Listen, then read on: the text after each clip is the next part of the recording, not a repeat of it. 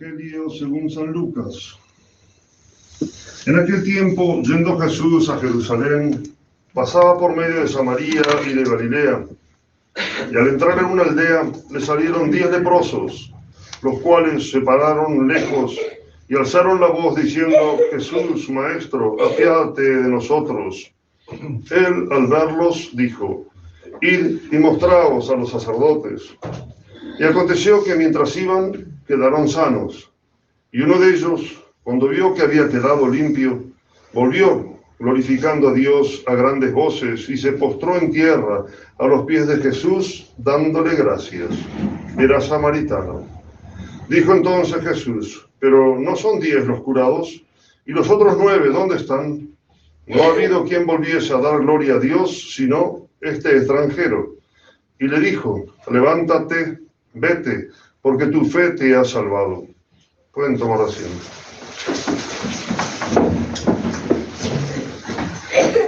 La epístola está tomada de la carta del apóstol San Pablo a los Gálatas. Hermanos, las promesas se hicieron a Abraham y a su descendencia. No se dice y a los descendientes, cual si se tratase de muchos, sino y a tu descendencia, como si no hubiese más que uno, el cual es Cristo. Esto significa que un contrato hecho por Dios en debida forma no lo abroga la ley que fue hecha 430 años después, ni anula la promesa, porque si la herencia se nos da por la ley, ya no es por la promesa, pero Dios, por medio de la promesa, hizo la donación a Abraham. ¿Para qué pues la ley? Púsose en vista de las transgresiones, hasta que viniese el descendiente a quien se había hecho la promesa. Ella ha sido promulgada por ángeles por medio de un mediador, mas el mediador no es de uno solo, y Dios es solo. Luego, ¿la ley es contra las promesas de Dios? No. Si la ley pudiese dar la vida, la justificación vendría verdaderamente de la ley. Mas la Escritura todo lo dejó sujeto al pecado, el pecado, para que la promesa fuese dada a los creyentes por la fe en Jesucristo. En nombre del Padre, del Hijo y del Espíritu Santo. Amén. Hoy vamos a hacer hincapié en dos partes de la liturgia de la misa. Una es la oración colecta. Recordemos que la oración colecta en las misas es como la parte donde se hace la súplica a Dios nuestro Señor y donde se pide lo que se pone como para interceder delante de Dios en la misa, como la intención de la misa vendría a ser. Y después vamos a hacer hincapié en el Evangelio. La oración dice así: Oh Dios Todopoderoso y Eterno, aumenta en nosotros la fe, la esperanza y la caridad, para que merezcamos conseguir los bienes que nos prometes. Haznos amar lo que nos mandas por nuestro Señor Jesucristo. O sea, se piden las 3 virtudes teologales. En muchas otras oraciones durante el año litúrgico se va pidiendo la caridad, se va pidiendo la fe, se va pidiendo la esperanza. Las 3 virtudes teologales son en realidad las 3 virtudes más importantes que nosotros, ¿por qué? Porque hacen nuestra relación con Dios.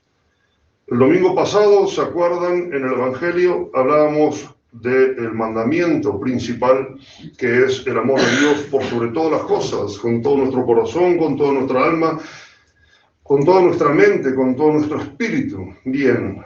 Practicando y pidiendo a Dios el aumento de estas 3 virtudes es como vamos a aumentar, en definitiva, ese amor a Dios. En nuestra vida espiritual hacemos hincapié en virtudes muy necesarias, por ejemplo, la humildad, pero eso viene a ser como la base de todas las otras virtudes, la parte negativa de nuestra vida espiritual, quitando todo lo malo. Pero también es muy importante crecer en la fe, que es la principal, en cierta manera, de todas las virtudes, no la más grande, porque con la sola fe no nos alcanzaría para salvarnos. La virtud de la caridad es la que está por sobre encima de todas, como la que corona todas, y la esperanza es la que nos da la fuerza en el día a día, esperando precisamente el cielo, que la Iglesia se dedica en el tiempo de la ascensión de nuestro Señor Jesucristo a contemplar más la esperanza.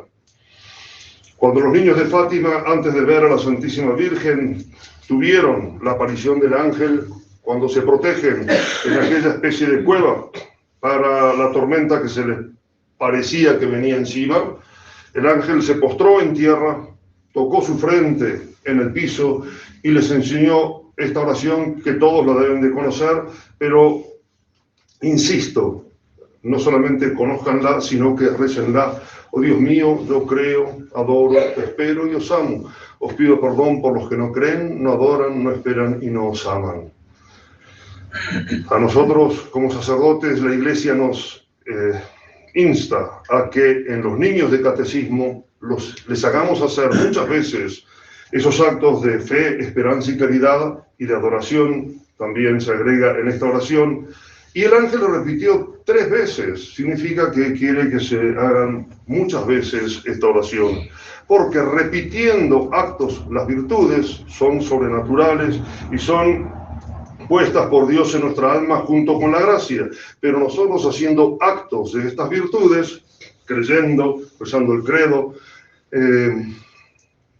haciendo los actos de caridad, van creciendo estas virtudes en nuestra alma y por lo tanto se nos hacen más fáciles después resistir a las tentaciones que se opongan a ellas.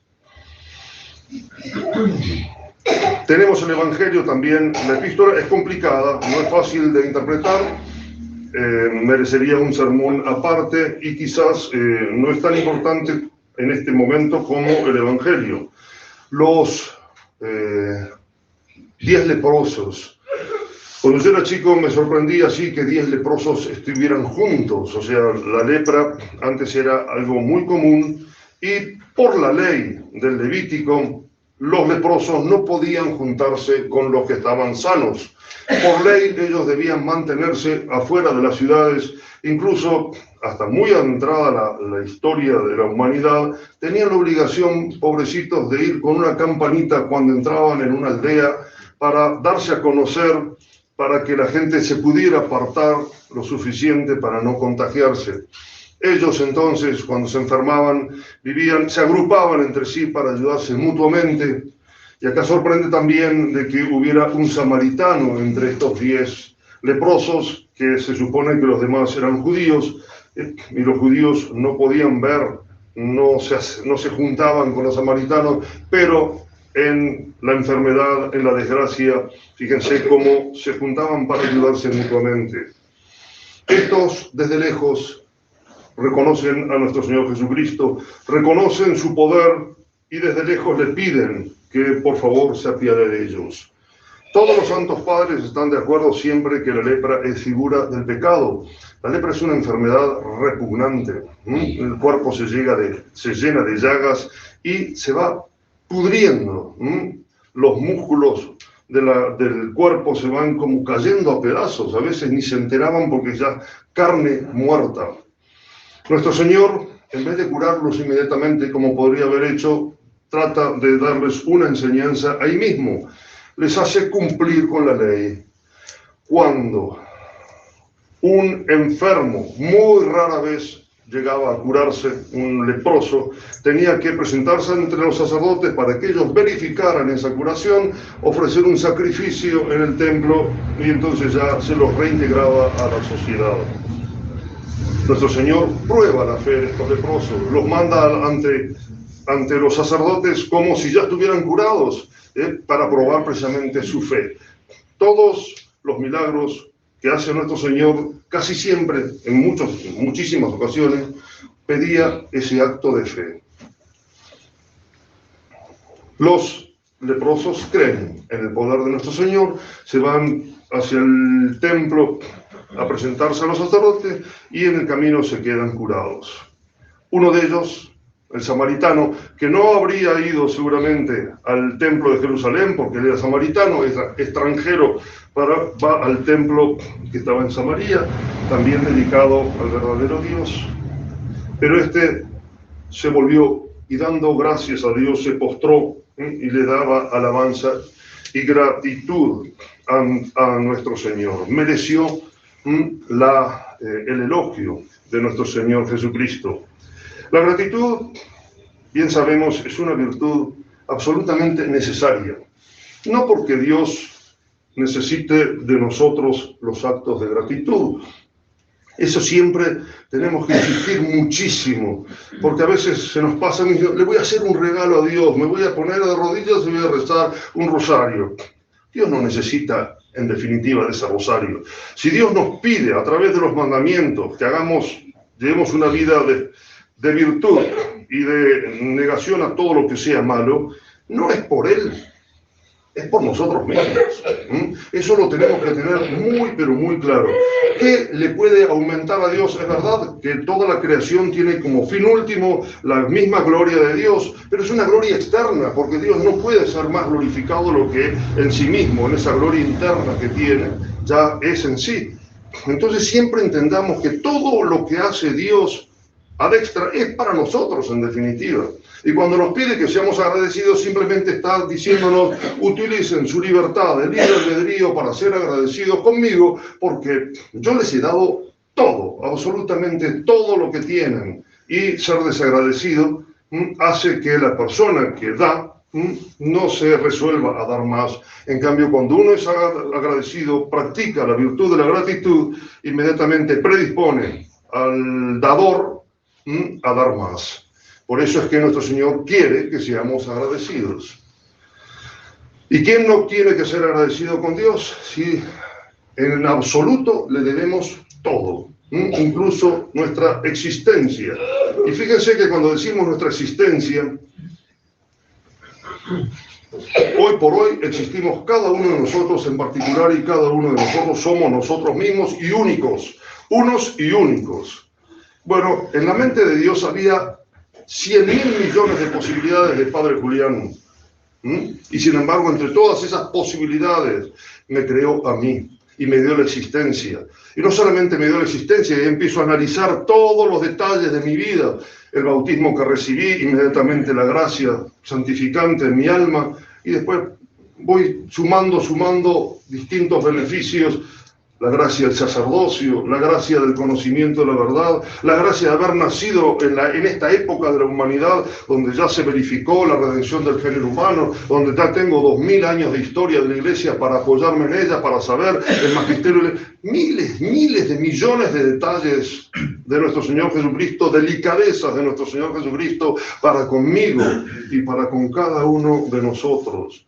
Entonces tenemos que ser realmente muy agradecidos con nuestro Señor, porque eso además va a predisponer que a nuestro Señor darnos mayores gracias. Él elogió la acción de gracias de este leproso que volvió y se postró delante de él, y no solamente lo alabó, sino que le dio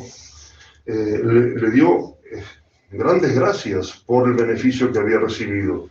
Todos, de alguna manera, en el alma hemos sido leprosos, porque todos somos pecadores. Y si realmente amamos a Dios, practicamos esa caridad que les dije al comienzo, todo va surgiendo solo. Porque, ¿por qué lo hago? Por amor de Dios. Lo quiero hacer por darle gracias a Dios. La misa, uno de los 4 fines de la Santa Misa, es el eucarístico. La palabra Eucaristía significa acción de gracias. No hay mejor manera de dar gracias a Dios que escuchando la Santa Misa y haciéndolo con esa intención. Bien, quería leerles algunas cosas ahí, pero se va a hacer muy extenso. Hay un pedacito de la Catena Áurea donde habla de los 10 leprosos y a cada leproso cita como si fuera la imagen de un pecado, y eso era lo que quería leerles, pero se nos va a hacer muy largo. Simplemente, ¿saben por qué? Porque a veces nos centramos en 2 o 3 pecados en nuestra vida y no tenemos otros muchos pecados que quizás sí están en los exámenes de conciencia, pero no los tenemos presentes.